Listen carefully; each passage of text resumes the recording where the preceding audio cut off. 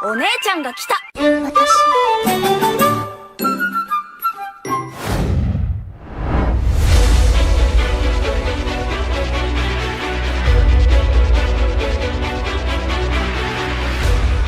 Halo, apa kabar semuanya? Salam kenal dan selamat datang di channel Playlist ID.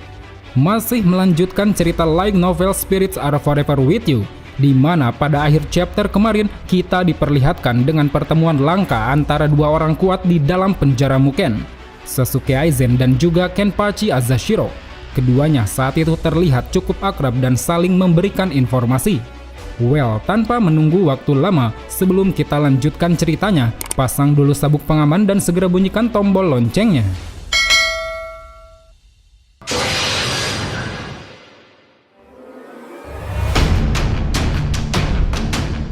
Melanjutkan cerita sebelumnya, setelah kemarin malam sempat dihebohkan oleh insiden penyusupan, beberapa wilayah di Seirete kini telah menjadi sedikit sepi. Masyarakat yang biasa berlalu lalang saat itu dihimbau untuk tetap di rumah sampai keadaan benar-benar aman. Namun meski begitu, di area perbelanjaan, beberapa toko lebih memilih buka demi kepentingan bisnisnya, termasuk salah satunya yaitu Gintonbo, sebuah toko kacamata yang begitu terkenal di kalangan Shinigami. Toko ini dimiliki oleh seorang pensiunan Shinigami bernama Shirogane Ginjiro, yang mana dulunya pernah menjabat sebagai Letnan Divisi 8. Dan saat itu, di pagi yang cerah, anak bungsu dari keluarga bangsawan Omaeda tengah berkunjung ke toko tersebut. Anak perempuan bernama Omaeda Mario ini berencana ingin membeli kacamata untuk dihadiahkan kepada kakaknya. Namun karena stok yang dicari tidak ada di toko, Mario pun terpaksa harus menunggu Ginjiro untuk mengambil dulu stoknya dari gudang. Kemudian setelah beberapa waktu berlalu, di saat Mario masih menunggu Ginjiro, datang seorang pria ke dalam toko tersebut. Pria yang kita kenal sebagai Asashiro ini saat itu tiba-tiba masuk dan meletakkan sejumlah uang di atas meja. Kehadiran Asashiro di tempat ini tentunya membuat kita berasumsi kalau sepertinya Asashiro berhasil bebas dari penjara Muken dengan menggunakan kemampuan misteriusnya. Pada saat itu, di dalam toko, Asashiro sempat melirik ke arah Mario yang merupakan anak bungsu keluarga Omaeda. Seakan mengetahui segala hal tentang keluarga tersebut, Asashiro pun secara refleks berkomentar di depan Mario bahwa menurutnya keluarga Omaeda adalah keluarga bangsawan yang sangat payah. Perkataannya ini pun sontak membuat Mario marah dan langsung mendebat dirinya. Tak berapa lama kemudian, kabar tentang Mario yang cekcok dengan orang asing ini kemudian didengar oleh kakaknya yaitu Marechio Omaeda, sang letnan divisi 2. Tanpa berlama-lama, dia pun langsung bergegas menuju toko Gintonbo. Sesampainya di sana, Omaeda begitu terkejut dengan jubah kapten yang dikenakan oleh Asashiro. Dia nampaknya tidak mengenal sosok Asashiro yang saat itu sebenarnya merupakan tahanan Muken. Tapi walau begitu, melihat ada orang asing yang semena-mena mengenakan jubah kapten, Omaeda tentunya tidak mau tinggal diam. Dia pun langsung meraih pakaian Asashiro yang saat itu hendak pergi. Namun baru saja menyentuhnya, tiba-tiba saja tubuh Omaeda terpental tanpa sebab. Entah apa yang terjadi padanya, tapi yang jelas Omaeda tahu bahwa ini adalah perbuatan Asashiro. Di tengah situasi ini, kemudian datang beberapa serangan Bakudo ke arah Asashiro. Terhitung ada 4 serangan Bakudo yang saat itu berhasil mengunci Asashiro sekaligus. Serangan-serangan ini rupanya berasal dari Ginjiro dan juga ayah Omaeda bernama Marenoshi yang secara bersamaan baru saja tiba di tempat itu. Ayah Omaeda datang ke sana setelah mendengar kabar bahwa anak bungsunya tengah terlibat percekcokan dengan seseorang. Dan kini dia pun sangat terkejut setelah mengetahui bahwa orang itu adalah Asashiro, seorang kriminal yang dia kenal pernah berbuat kejahatan besar di masa lalu. Sedikit informasi bahwa ternyata sama seperti Ginjiro, ayah Omaeda pun dulunya juga merupakan seorang Shinigami berpangkat letnan, tepatnya letnan divisi 2. Maka tidak heran jika saat ini baik Ginjiro maupun ayah Omaeda langsung beraksi setelah melihat sang kriminal Asashiro berada di sana. Di sisi lain, meski Asashiro telah dikekang oleh 4 Bakudo sekaligus, Asashiro rupanya mampu mengatasinya dengan mudah. Entah dengan kemampuan seperti apa, tapi saat itu dia berhasil melenyapkan 4 Bakudo tersebut tanpa melakukan gerakan apa-apa. Sambil menoleh ke arah Ginjiro, Asashiro pun lalu mengatakan bahwa kedatangannya kemari hanyalah untuk meninggalkan sejumlah uang demi membayar hutangnya di masa lalu. Setelah berkata seperti itu, seolah acuh dengan apa yang telah terjadi barusan, Azashiro pun kemudian menghilang seperti angin. Tidak lama kemudian, masih di depan toko Gintonbo, datang Kapten Divisi 2 yang kita kenal bernama Soifon. Tujuannya ke sana adalah untuk menyusul Omaeda yang telah meninggalkan pos penjagaannya. Tapi sebelum Soifon memarahi Omaeda, dirinya justru malah dimarahi terlebih dahulu oleh ayah Omaeda.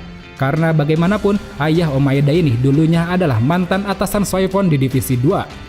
Dan kini dengan wajah yang kesal, ayah Omaeda sangat marah kepada Soifon karena tidak menyadari kalau salah satu tahanannya, yaitu Azashiro, saat ini telah melarikan diri dari Muken. Mendengar amarah dari mantan seniornya itu, Soifon pun hanya bisa membungkuk meminta maaf. Well, teman-teman, dari sini kita mendapat beberapa pertanyaan sekaligus informasi baru. Kira-kira bagaimanakah sebenarnya cara Azashiro bisa melarikan diri dari penjara bawah tanah Muken? Lalu jika memang dia mampu, mengapa hal tersebut baru dia lakukan sekarang ini? Kemudian untuk kasus Ginjiro dan ayah Omaeda, sedikit informasi bahwa sebagai Shinigami yang telah pensiun, mereka berdua sudah tidak memiliki Zanpakuto, karena Zanpakutonya telah diserahkan sejak mereka memutuskan pensiun. 30 menit setelah peristiwa di Gintonbo, Komandan Yamamoto yang mendengar kabar itu langsung mengadakan rapat dadakan dengan para kapten Gotei 13. Semua kapten di sana hadir kecuali Mayuri Zaraki dan juga Ukitake yang sepertinya memiliki alasan tertentu. Pada pertemuan itu, Soifon menyampaikan bahwa seorang tahanan bernama Kenpachi Azashiro baru saja kabur dari Muken, dan saat ini beberapa pasukan dari Divisi 2 tengah berusaha mencarinya. Mendengar nama Azashiro disebut, 5 orang kapten yang tampaknya mengenal nama itu langsung terkejut. Mereka diantaranya adalah Kyoraku, Unohana, dan 3 orang kapten yang baru diangkat kembali, yaitu Hirako, Kensei, dan juga Rojuro. Diketahui bahwa pada saat kejadian Azashiro terjadi, tepatnya sekitar 200 tahun yang lalu, Kyoraku dan Unohana telah menjadi seorang kapten, sedangkan Hirako, Kensei, dan Rojuro saat itu masih menjabat sebagai seorang letnan. Selain kelima kapten ini, kapten-kapten lain seperti Hitsugaya dan Byakuya tampaknya tidak mengenal sosok Azashiro. Maka dari itu, untuk memberikan pemahaman pada mereka semua, Komandan Yamamoto pun mulai menjelaskan secara lengkap perihal Azashiro dan gelar Kenpachi-nya. Dia menceritakan bahwa dulu Azashiro berhasil meraih gelar Kenpachi ke-8 setelah mengalahkan Kuruyashiki yang merupakan Kenpachi ke-7. Sejak saat itu, tidak ada yang bisa mengalahkannya. Hingga sampai suatu ketika, Azashiro melakukan pemberontakan dan harus dijebloskan ke dalam Muken. Wakil kaptennya saat itu kemudian diangkat sebagai Kenpachi selanjutnya. Tapi tak berapa lama, Kenpachi ke-9 ini lalu dikalahkan oleh Kiganjo. Gelar Kenpachi pun berpindah kepada Kiganjo sebagai Kenpachi ke-10. Hingga akhirnya, Zaraki datang dan berhasil mengalahkan Kiganjo sekaligus merebut gelar Kenpachi ke-11. Lalu untuk kemampuannya sendiri, Yamamoto mengatakan bahwa sejauh yang dia tahu, kemampuan Zanpakuto Azashiro masih sangat misterius. Bahkan wujud pedangnya sendiri tidak pernah kelihatan. Menurut asumsinya, mungkin saja itu ada kaitannya dengan alasan mengapa Azashiro memilih menjadi kapten melalui gelar Kenpachi. Karena dengan metode tersebut, Azashiro tidak akan perlu menunjukkan kemampuan Zanpakutonya kepada orang-orang. Kita berpindah sejenak ke tempat lain, tepatnya ke sebuah tempat yang dulu pernah dijadikan sebagai tempat eksekusi. Tidak seperti eksekusi sekarang yang menggunakan Sokyoku, dulunya eksekusi dilakukan di dalam sebuah lubang, di mana terpidana akan disatukan dengan seekor hollow hingga terjadi pertempuran sampai mati. Eksekusi yang terlihat seperti siksaan ini merupakan salah satu sisi gelap Soul Society yang tidak banyak orang tahu. Dan kini, di tempat yang penuh akan sejarah kelam tersebut, Yumichika yang tengah berpatroli di sana tiba-tiba saja dikejutkan dengan kemunculan Azashiro di hadapannya. Pada awalnya, Yumichika hanya sedikit terkejut dan penasaran dengan sosok misterius satu ini. Tapi setelah mengamati jubah kapten yang dikenakan Azashiro, Yumichika pun sontak merasa geram. Bagaimana tidak, itu adalah jubah kapten divisi 11 yang seharusnya hanya pantas dikenakan oleh Kapten Zaraki saja.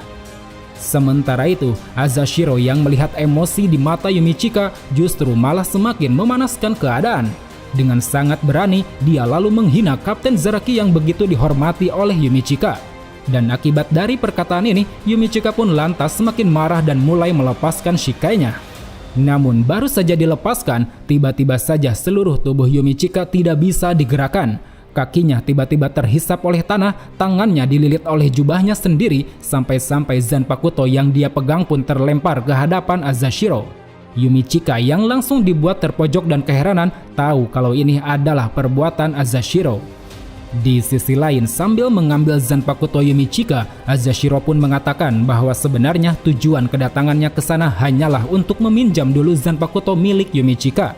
Dia sama sekali tidak ada niatan untuk membunuh Yumi Chika yang seorang Shinigami.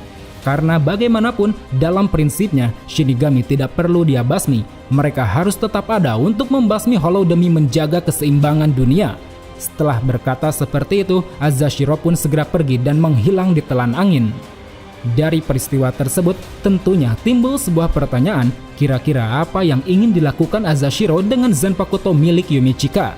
Apakah ada suatu kemampuan khusus yang ingin dimanfaatkan Azashiro dari Zanpakuto tersebut? Karena seperti yang kita tahu, Fujikujaku milik Yumi Chika adalah Zanpakuto tipe Kido yang memiliki kemampuan untuk menyerap Reiatsu lawan. Dan satu lagi, dari kata-kata terakhirnya, Azashiro seolah menunjukkan bahwa dia tidak menganggap Shinigami adalah musuhnya. Apakah ini pertanda bahwa dia sebenarnya tidak sejahat yang dibicarakan orang-orang? Kita berpindah kembali ke tempat di mana para kapten tengah mengadakan pertemuan. Saat itu, ketika mereka tengah berdiskusi perihal kekuatan Azashiro, tiba-tiba saja dari arah pintu masuk, datang Yoroichi membeberkan semua yang dia tahu tentang Azashiro. Yoroichi menceritakan bahwa dulu pasca pemberontakan Azashiro, dirinya dan Urahara pernah melakukan eksperimen menggunakan sebuah alat bernama Tenshintai. Alat ini adalah alat ciptaan Urahara yang bisa memanggil roh Zanpakuto ke dalam dunia nyata dalam kurun waktu tertentu. Dengan menusuk alat tersebut menggunakan Zanpakuto, nantinya alat itu akan berubah wujud menjadi sosok roh Zanpakuto itu sendiri.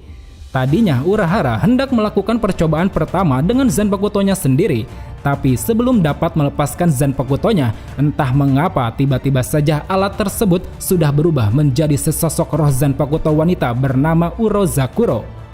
Pada saat itu, setelah Yoroichi berbincang cukup lama dengan roh Zanpakuto yang tiba-tiba muncul ini, diketahui bahwa ternyata roh tersebut merupakan roh Zanpakuto milik Kenpachi Azashiro yang saat itu tengah dikurung di penjara Muken. Dan dalam perbincangan itu pula, Urozakuro tanpa ragu membeberkan segala hal mengenai kekuatannya kepada Urahara dan Yoroichi. Kemudian setelah peristiwa itu berlalu, Yoroichi sempat melaporkannya pada Sentral 46. Namun laporan itu tidak begitu ditanggapi dan malah menyuruh Yoroichi untuk tetap merahasiakannya. Dan kini dengan situasi yang sekarang ini terjadi, di mana Azashiro telah terbebas, Yoroichi pun terpaksa harus mengungkapkan semuanya di hadapan para kapten. Dia menjelaskan bahwa sebenarnya kekuatan Bankai Azashiro adalah mampu membuat pedang dan tubuhnya menyatu dengan lingkungan sekitar. Itulah alasan mengapa Zanpakutonya tidak bisa dilihat, karena selama ini Zanpakuto tersebut selalu berada dalam mode Bankai. Kemampuan ini terbilang sangatlah mengerikan. Bayangkan saja dengan menyatu ke dalam udara, Azashiro tidak akan mampu untuk ditebas. Lalu jika dia mau, dengan memanipulasi udara di dalam paru-paru lawan, Azashiro bisa membunuh lawan tanpa perlu menyentuhnya sama sekali. Dan sejauh ini diketahui kalau Azashiro sudah menyatu dengan seluruh area Seiretei, yang mana itu artinya segala kejadian yang terjadi di Seiretei semuanya mampu diketahui oleh Azashiro, termasuk pembicaraan para kapten saat ini. Kemudian menurut info yang dia kumpulkan, alasan mengapa Azashiro saat ini bisa terbebas adalah karena beberapa segel Muken yang diletakkan di pusat penelitian telah hancur akibat penyusupan kemarin malam. Sedikit menginformasikan bahwa pada waktu dulu sebenarnya semua segel penjara hanya ditempatkan di dalam Muken. Tapi sejak Urahara menjabat sebagai Kapten Divisi 12, beberapa segel dipindahkan ke pusat Litbang agar tidak terpusat di satu titik saja. Well, dari keterangan Yoroichi tersebut, akhirnya kita mengetahui tentang seperti apa kekuatan milik Azashiro, yang mana sekaligus menjadi jawaban dari banyaknya pertanyaan kita selama ini. Dari mulai mengapa Azashiro bisa menghilang seketika, bagaimana cara Azashiro keluar dari Muken, serta mengapa Azashiro begitu mengetahui segala hal yang terjadi di Seiretei. Selain itu, informasi ini juga memberikan kita sedikit gambaran tentang bagaimana Azashiro menghabisi Kuroyashiki di masa lalu. Mungkin saja dia telah memanipulasi tubuh Kuroyashiki hingga berhasil merusak organ dalamnya. Kemudian ada satu lagi informasi yang sayang untuk dilewatkan. Biasanya, para tahanan yang dijebloskan ke Muken, Zanpakutonya akan langsung disita. Namun, karena Zanpakuto Azashiro tidak diketahui dan tidak terlihat, alhasil Zanpakutonya pun tidak pernah disita dan masih menyatu dengan Seiretei. Jadi, tidak heran jika selama di penjara, Azashiro masih bisa mendapat informasi melalui Zanpakutonya. Oke, kita kembali lagi pada situasi saat ini. Setelah Yoruichi selesai menceritakan keterangannya perihal Azashiro di hadapan para kapten, tiba-tiba saja di dalam ruang pertemuan telah muncul sosok Azashiro yang lantas membuat para kapten di sana terkejut. Termasuk sang komandan Yamamoto yang kala itu langsung meluapkan reatsunya ke segala penjuru ruangan. Tapi kedatangan Azashiro di sini rupanya bukan untuk melakukan pertempuran, melainkan untuk menjelaskan kembali tentang tujuan utamanya. Di sana Azashiro berkata bahwa saat ini dirinya masih memiliki tujuan yang sama seperti dulu, yaitu memusnahkan seluruh Hollow demi menunaikan tugasnya sebagai seorang Shinigami. Dan kini dirinya pun tengah mencari seorang Arrancar yang beberapa waktu lalu berada di Seiretei. Arrancar yang dimaksud di sini adalah sosok perempuan bertopeng tengkorak. Azashiro yakin bahwa dengan menggabungkan kekuatannya dengan Arrancar tersebut, dirinya akan bisa memurnikan Hoiko Mundo dari para Hollow. Selain Hollow, dirinya juga bermaksud ingin mencuci hati para manusia dari perasaan negatif seperti kedengkian, keserakahan, dan juga kesombongan. Karena biasanya perasaan seperti itulah yang membuat orang-orang berubah menjadi Hollow. Azashiro begitu yakin bahwa dengan menghapus penyebab terciptanya Hollow, maka dunia ini akan benar-benar bisa dimurnikan. Terlebih jika dirinya benar-benar berhasil mendapatkan kekuatan Arrancar yang dia cari, dia yakin kalau tujuannya akan tercapai dalam waktu 1 tahun. Di sisi lain, para kapten yang mendengar rencana itu sontak memberikan penentangan. Mereka secara kompak menolak rencana Azashiro yang terbilang sangat ekstrim tersebut. Bahkan Komandan Yamamoto pun sampai mengingatkan bahwa rencana yang diusulkan Azashiro ini akan berpotensi menjatuhkan dunia manusia. Apalagi rencana ini secara tidak langsung juga akan merusak keseimbangan 3 dunia yang telah dibangun sejak lama. Sementara itu, merasa kalau usulnya tidak disambut baik oleh para kapten Gotei 13 di sana, Azashiro pun memutuskan untuk pamit dan pergi menghilang dari sana. Well, teman-teman, dari sini akhirnya kita sedikit mendapat jawaban tentang mengapa Azashiro bisa bersikap lembut terhadap Shinigami. Hal ini kemungkinan besar didasari oleh prinsipnya yang sangat menjunjung tinggi peran Shinigami. Bahkan saking fanatiknya, sampai-sampai dia bertekad ingin memusnahkan seluruh Hollow sebagai wujud pengabdiannya sebagai Shinigami. Sangat menarik tentunya untuk mengetahui kelanjutan dari cerita ini. Kira-kira apakah langkah selanjutnya yang akan dilakukan oleh Azashiro? Pantengin terus channel ini karena ceritanya masih sangat panjang. So, sampai jumpa di video selanjutnya. Salam Bleach Lover.